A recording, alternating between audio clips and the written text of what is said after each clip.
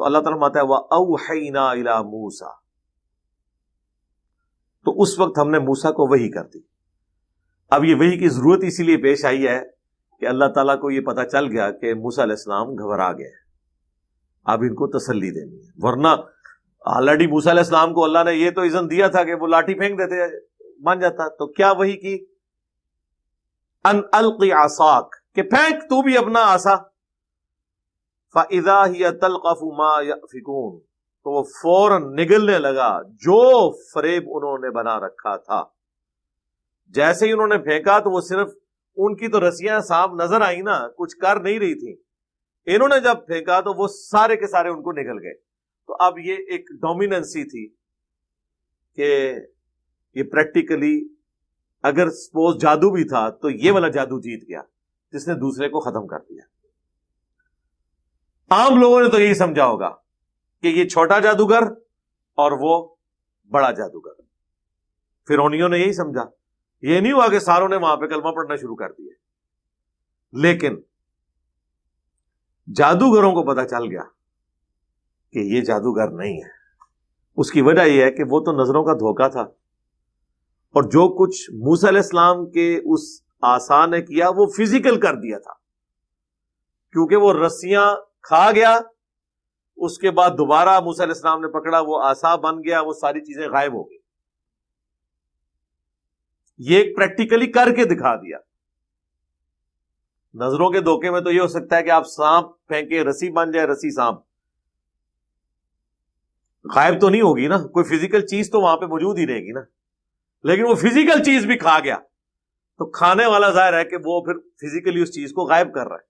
یہ کوئی کیمرے کا کمال تو ہے نہیں ہے، آج تو ہو سکتا ہے ڈیوڈ کاپرفیلڈ یہ کر لے گا سب کچھ، لیکن وہ کیمرے میں آپ اس کو اس طریقے سے ایڈجسٹ کرتے ہیں، فزیکلی نہیں ہوا ہوتا۔ اسٹیچو آف لبرٹی غائب کر دیا، ٹرینیں غائب کر دی، بوئنگ جہاز غائب کر دیا، کیمرے کا سارا کمال ہوتا ہے۔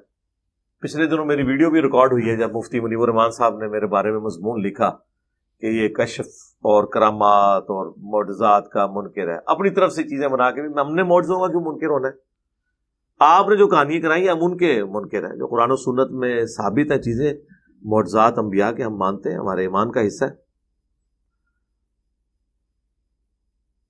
تو وہ جادوگر تو سمجھ گئے، اور یہ ایک نیچرل چیز ہے کہ جو بھی جس فیلڈ کا ایکسپرٹ ہوتا ہے نا، اسے یہ پتا ہوتا ہے کہ اس فیلڈ میں زیادہ سے زیادہ کیا ہو سکتا ہے۔ یعنی آج سائنس جس عروج پہ پہنچ چکی ہوئی ہے، ہمیں پتا ہے کہ زیادہ سے زیادہ ہم سائنس سے کیا کر سکتے ہیں۔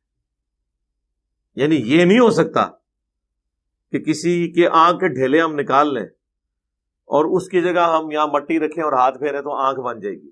اگر یہ کوئی کر کے دکھا دیتا ہے تو ظاہر ہے یہ پیغمبر کر سکتا ہے یا خدا کر سکتا ہے، تیسرا تو کوئی بندہ نہیں کر سکتا۔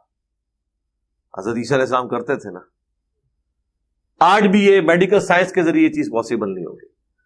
اسی طریقے سے میڈیکل سائنس ہڈی کو جوڑنے کے لیے آپ کو وہ سیدھا کر کے اس کے اوپر پلستر باندھ دیں گے، لیکن بہرحال اس کا جو کیورنگ پیریڈ ہے ایک 6 سے 8 یا 10 ہفتے، اس کے بعد ہی کچھ نہ کچھ اس کا جوائنٹ بنے گا۔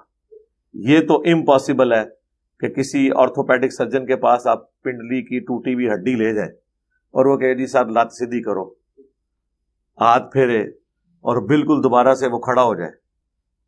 اگر یہ ہو جاتا ہے تو ظاہر ہے کہ دیکھنے والوں کو پتہ چل جائے گا، بلکہ سب سے پہلے تو وہ ڈاکٹر کلمہ پڑھ لے گا کہ یار یہ بندہ جو ہے نا وہ کوئی عام انسان نہیں ہے، ایسا پاسبل ہی نہیں ہے۔ جادو میں بھی کچھ پاسبل نہیں ہوتا، آپ کی نظروں پہ دھوکہ کیا جاتا ہے۔ لیکن ونس جب ایک بندے کی ہڈی جوڑ گئی اور وہ چلنا شروع ہو گیا تو اب یہ جادو تو نہیں ہے، یہ تو فزیکلی وہ چل رہا ہے نا، اس کو تو نہیں آپ کہہ سکتے جادو ہے۔ بس وہی بات ہے کہ جادوگروں کو پتا چل گیا کہ یہ اللہ کے پیغمبر ہیں، کیونکہ جادو سے یہ کچھ نہیں ہو سکتا۔